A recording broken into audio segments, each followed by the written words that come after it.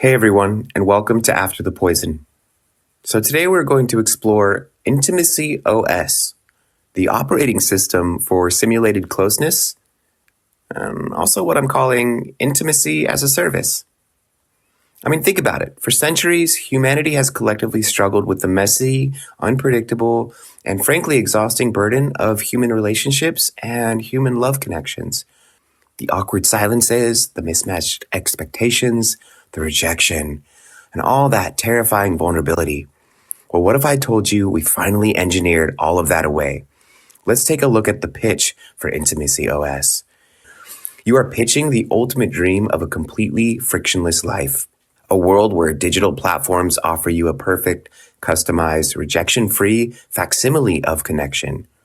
You never have to compromise. You never have to be perceived on a bad day. You definitely never have to put your ego on the line. You just log in and bam, you're instantly validated. Sounds like absolute utopia, right? And today, what we're calling the Intimacy as a Service project, the tech industry has really sliced up the massive complex pie of human desire into this really convenient recurring subscription.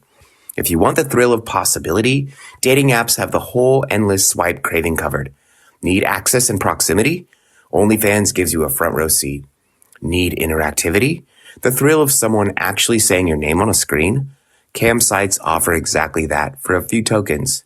And for total, unwavering emotional availability, AI companions will text you back instantly at 2 a.m. and agree with absolutely everything you said. Okay, let's dive into this core concept here, frictionless intimacy. What we're really looking at is a masterful piece of psychological engineering, because these platforms aren't just software. They are actively fueled by our deepest, most fundamental human needs, the desire to be seen, to be loved, and to belong. They have taken a profound emotional hunger, stripped away the difficult realities of actually relating, and packaged the rest into a perfectly designed digital product. But wait, hold on a second. Actually? Let's drop this whole corporate pitch for a minute and look at the real reality behind the slick interface. If this technology is really so good at connecting us, why on earth are we more isolated than ever? We have to ask ourselves a very uncomfortable question here. Did we actually cure loneliness, or did we just figure out how to monetize it? Let's look at the balance sheets of this new digital economy. Look at the staggering number, $7.22 billion. That's the gross revenue reported by OnlyFans for the 2024 fiscal year alone. $7.22 billion. That's actually a 9% increase from the previous year. You have millions of creators and hundreds of millions of fans engaging in what researchers are calling parasocial intimacy.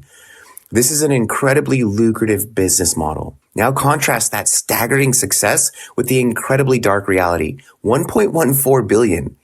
That is the total reported loss to romance scams in just 2023, according to the FTC, with median losses at about $2,000 per person. Fraudsters are literally weaponizing the wound of loneliness. They create fake profiles, build months of emotional trust with vulnerable people, and then just drain their bank accounts. It is the exact same psychological mechanism as our subscription platforms, just, fully unregulated and vicious. What's truly wild is how the so-called legitimate platforms operate on very, very similar retention principles, which brings us to a much deeper thesis. The algorithm is convincing young people, especially young men, that the additional friction of sex, of life, is somehow not worth it. Because why risk hostility and rejection for actual friendships with women when on-demand synthetic intimacy is sitting right here in your pocket? What began as a brilliant business model engineered in Silicon Valley has quietly metastasized into a full-blown public health crisis. The very tech promising to connect us has essentially become the architecture of isolation. I think of everything I've written today. That's my favorite line. The architecture of isolation. The very tech promising to connect us has essentially become the architecture of isolation.